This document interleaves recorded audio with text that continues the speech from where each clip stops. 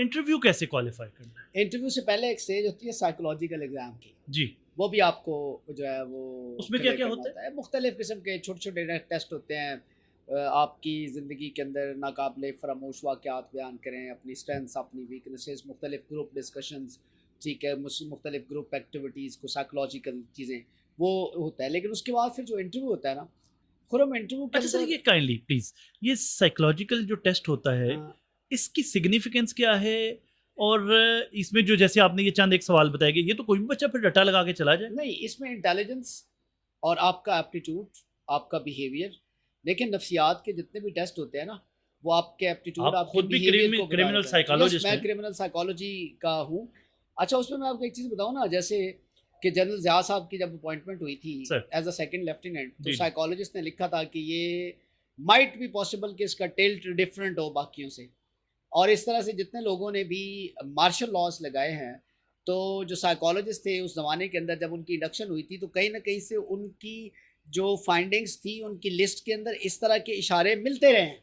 Sir, ये आप बिल्कुल एक नई बात कर रहे हैं और ये तो पूरी केस स्टडी है बिल्कुल जी, बिल्कुल ऐसे ही कि है, ऐसे वो चीफ ऑफ आर्मी स्टाफ जिन्होंने मार्शल लॉ लगाया, हाँ जी। उनकी उनके साइकोलॉजिकल टेस्ट की फाइंडिंग्स में क्या लिखा गया? फाइंडिंग्स के अंदर इससे रिलेटेड चीज़ें थी कि इनकी तबीयत के अंदर ये चीज़ पाई जाती है। ये आप अपनी इंफॉर्मेशन की बुनियाद पे कह रहे हैं या आपको लगता है कि ये ऐसा मैं होगा? आप समहाउ आप इन्फॉर्मेशन ही समझें इसको, ओके।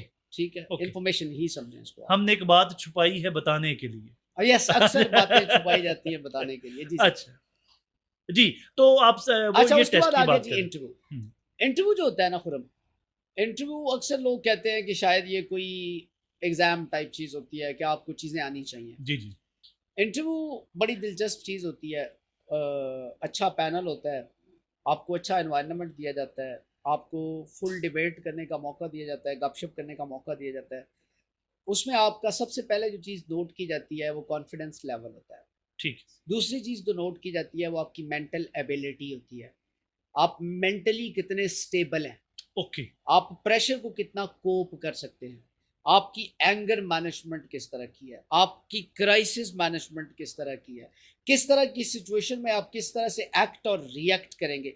ये सारी चीज़ें साइकोलॉजिकल के अंदर भी इंटरप्रेट हो रही होती हैं और इंटरव्यू के अंदर भी ये चीज़ें आपकी शख्सियत के अंदर से जो है रिफ्लेक्ट हो रही होती हैं, क्योंकि इंटरव्यू के दौरान भी एक साइकोलॉजिस्ट बैठा होता है जो खामोश होकर आपको सिर्फ और सिर्फ ऑब्जर्व कर रहा होता सर, है। मैं यहीं से बात आगे कंटिन्यू करूंगा, लेकिन दो वर्ड्स जो आपने सबसे पहले इस्तेमाल किए कि कॉन्फिडेंस लेवल चेक किया जाता है और उसके बाद आपका mental stability, step. Mental ability.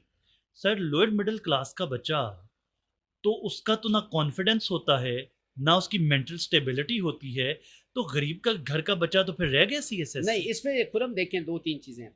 आज से अगर आप 10 साल पीछे चले जाएँ, सर। तो लोअर मिडिल क्लास फैमिलीज़ के लोग जो है वो सीएसएस करते थे, क्योंकि जी। उस वक़्त एप्टीट्यूड उनके अंदर बहुत ज़्यादा था। अब सीएसएस कोई इतना उस तरह की चीज़ नहीं रही कि लोअर मिडिल क्लास, अब गरीब आदमी के लिए बड़ा मुश्किल है सीएसएस करना। तो इंटरव्यू में सर। हाँ जी, तो इंटरव्यू के अंदर मैंने आपको कहा कि आपकी जो कॉन्फिडेंस लेवल सबसे इम्पोर्टेंट चीज़ देखी जाती है। फिर मेंटल एबिलिटी आपकी देखी जाती है कि आप कितने मेंटली स्टेबल हैं। गुस्से की सूरत में आप कैसे एक्ट और रिएक्ट करते हैं। क्राइसिस की सूरत में आप किस तरह से जी चीज़ों जी। को मैनेज करेंगे। मुख्तलिफ़ किस्म के चैलेंजेस आ जाते हैं, उसको आप किस तरह से मैनेज करेंगे। इंटरव्यू के अंदर जिन सवालों के ऊपर वो आपको मार्क्स देता है ना, वो सिचुएशनल क्वेश्चंस होते हैं। ओके। कॉन्टेम्परेरी इश्यूज क्रिएट करके आपसे पूछा जाता है कि इसके ऊपर आपका क्या ओपिनियन है, इसको आप सॉर्ट आउट कैसे करेंगे। अगर आपसे वो ये पूछता है ना कि युगांडा की पॉपुलेशन कितनी है, तो if you will say sorry, तो ये आपके उसके कोई नेगेटिव इम्पैक्ट नहीं डाल रहा। लेकिन अच्छा। अगर वो आपसे ये पूछता है कि इस्लामाबाद के अंदर सिट इन हो जाता है, हम्म। आप एडमिनिस्ट्रेटर हैं, आपने लोगों को डिस्पर्स करना है, किसी तरह का कोई वेपन इस्तेमाल नहीं करना, इवन जो गैस है वो भी इस्तेमाल नहीं करनी, टीयर गैस भी जी इस्तेमाल जी। नहीं करनी। तो किस तरह से करेंगे? वहाँ पे भी अगर आप सॉरी कहेंगे तो फिर वो आपको ज़ीरो क्रेडिट देगा, वहाँ पे आपको रिस्पॉन्ड करना है। ओके।